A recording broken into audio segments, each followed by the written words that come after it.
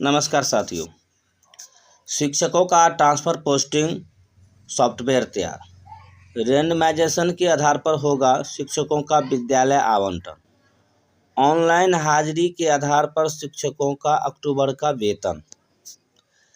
शिक्षकों का transfer posting को लेकर के माह के अंत तक जो है सॉफ्टवेयर तैयार। आवेदन ऑनलाइन होंगे। 1 माह मिलेगा समय।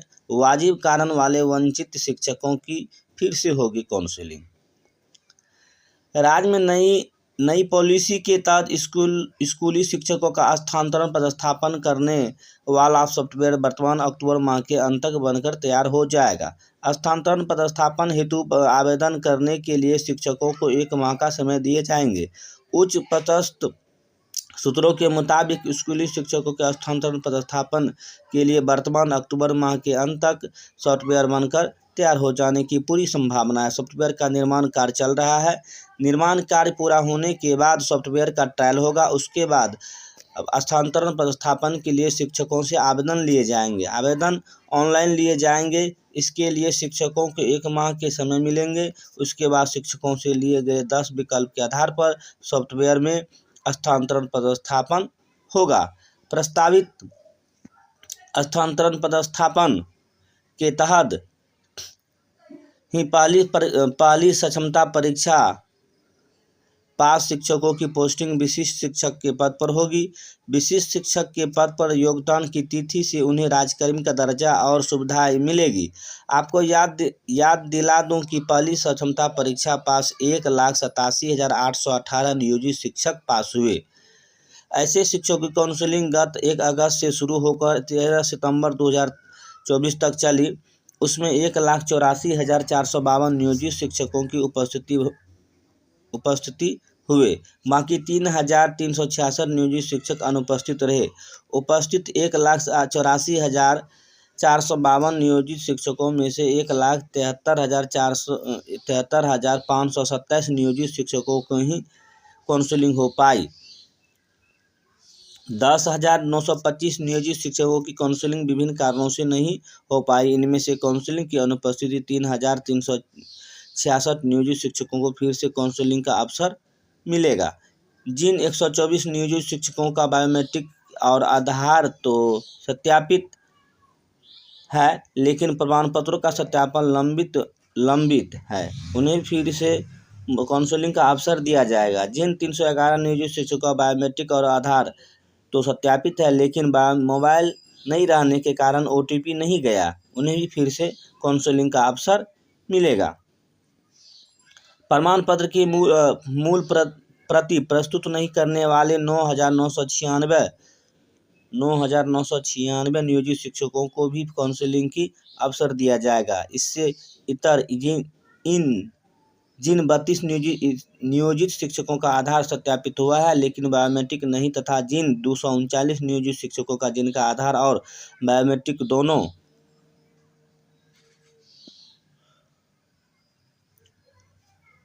ही सत्यापित नहीं हुआ है के मामले में बिहार विद्यालय परीक्षा समिति का मंतव्य प्राप्त होने के बाद निर्णय लिया जाएगा। ऐसे नियोजित शिक्षक जिन्हें नाम जन्मतिथि, लिंग, आधार संख्या एवं मोबाइल नंबर में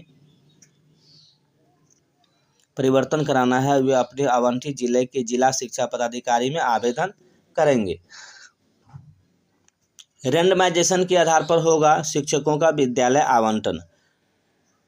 राज्य के सक्षमता परीक्षा पास शिक्षकों और बिहार लोक सेवा आयोग से नियुक्त अध्यापक समेत पुराने वेतनमान वाले शिक्षकों का स्थानांतरण विद्यालय आवंटन सॉफ्टवेयर से रेंडमाइजेशन के आधार पर होगा।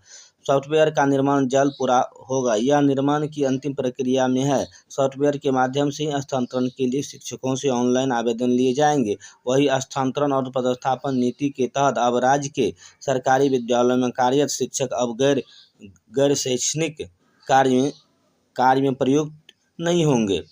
सॉफ्टवेयर से शिक्षकों के स्थानांतरण की तैयारी शिक्षक दूसरे काम के लिए नहीं होंगे प्रतिनियुक्त। अति आवश्यक मामलों में शिक्षक ही की प्रतिनियुक्ति पर फैसला जिला स्तर या स्थापना समिति करेगी, वो मात्र 3 माह के लिए प्रतिनियुक्त होगी। शिक्षा विभाग के मुताबिक 3 माह की प्रतिनियुक्ति के आदेश पर नवीनीकरण के संबंध में जिला स्तरीय समिति ही फैसला करेगी। प्रतिनियुक्ति संबंधी आदेश पोर्टल पर सॉफ्टवेयर आधारित ऑटो जनरेट फॉर्मेट के माध्यम से जारी होगा। वहीं बिहार लोक सेवा आयोग की पहली एवं दूसरी विद्यालय अध्यापक परीक्षा से नियुक्त अध्यापक चाहे तो तबादले के लिए आवेदन दे, न चाहे तो न दे। नई नीति के तहत ही पहली सक्षमता परीक्षा 1,81,000 शिक्षकों का पदस्थापन भी विशिष्ट शिक्षकों के पद पर होनी है। ऐसे शिक्षकों से सक्षमता परीक्षा के समय ही 3 जिलों के विकल्प लिए गए थे। उसी आधार पर उन्हें रिजल्ट के साथ जिले भी आवंटित किए गए हैं, लेकिन वैसे शिक्षक जो आवंटित जिले से संतुष्ट नहीं है वे विकल्प दे सकते हैं। ऑनलाइन हाजिरी पर शिक्षकों का मिलेगा वेतन। राज्य के सरकारी स्कूलों के शिक्षकों को अब ऑनलाइन हाजिरी पर वेतन मिलेगा। यह व्यवस्था चालू अक्टूबर माह के वेतन भुगतान से शुरू होगी। इसके मद्देनजर शिक्षकों का वेतन विपत्र ई-शिक्षा कोष में दर्ज उपस्थिति के आधार पर बनेगा। वेतन विपत्र बनाने की तैयारी जिलों में शुरू हो गई है। इसके लिए जिला स्तर का योजना बनाना भी शुरू हो गई है। राज्य में सरकारी स्कूलों के प्रधानाध्यापक एवं शिक्षकों के लिए ई-शिक्षा कोष मोबाइल ऐप्स के माध्यम से ऑनलाइन हाजिरी की व्यवस्था 1 अक्टूबर से अनिवार्य की गई है। हालांकि इससे पहले गत 25 जून से ही प्रधानाध्यापक एवं ई-शिक्षा कोष मोबाइल के ऐप्स के माध्यम से ऑनलाइन हाजिरी प्रतिदिन बना रहे थे। गत 27 अगस्त तक की बात करें तो 4.5 लाख प्रधानाध्यापक शिक्षक ई-शिक्षा कोष से मोबाइल ऐप्स के माध्यम से ऑनलाइन हाजिरी बना रहे थे, जो प्रधानाध्यापक एवं शिक्षकों की कुल संख्या का 80% था। इसके मद्देनजर बाद में ऑनलाइन हाजिरी के लिए ई-शिक्षा कोष मोबाइल ऐप्स पर स्कूल एडमिन नाम एक नया विकल्प ही दिया गया, जिसके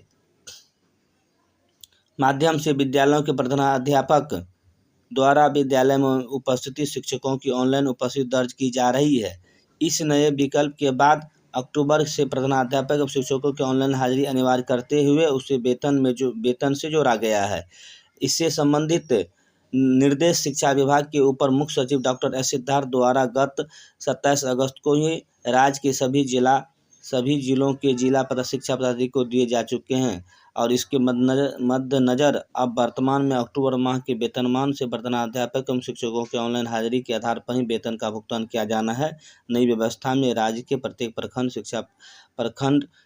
शिक्षा पदाधिकारी द्वारा इस शिक्षा कोष ऐप्स पर दर्ज उपस्थिति के आधार पर शिक्षकों का नेगेटिव लिस्ट जो अनुपस्थित रहे संबंधित जिला कार्यक्रम पदाधिकारी स्थापना को उपलब्ध कराया जाना है। इसके आधार पर ही प्रधानाध्यापक एवं शिक्षकों को वर्तमान अक्टूबर माह के वेतन का भुगतान किया जाना है। ई शिक्षा कोष ऐप्स पर दर्ज उपस्थिति के आधार पर यदि कोई शिक्षक अनाधिकृत रूप से अनुपस्थित पाए जाएंगे तो उस तिथि की अनुपस्थिति को आकस्मिक एवं अनुमान्य अवकाश में सामंजस्य किया जाएगा। आकस्मिक एवं अनुमान अवकाश की अनुपलब्धता की स्थिति में संबंधित शिक्षकों को उक्त तिथि को लीव विदाउट पे घोषित किया जाएगा। हालांकि सर्वर डाउन, नेटवर्क की समस्या या अन्य तकनीकी समस्या के कारण यदि प्रधानाध्यापक शिक्षक अपनी उपस्थिति दर्ज नहीं कर पाएंगे तो शिक्षक द्वारा भौतिक रूप से उपस्थिति पंजी में दर्ज उपस्थिति के आधार पर वेतन भुगतान का प्रावधान भी किया गया है।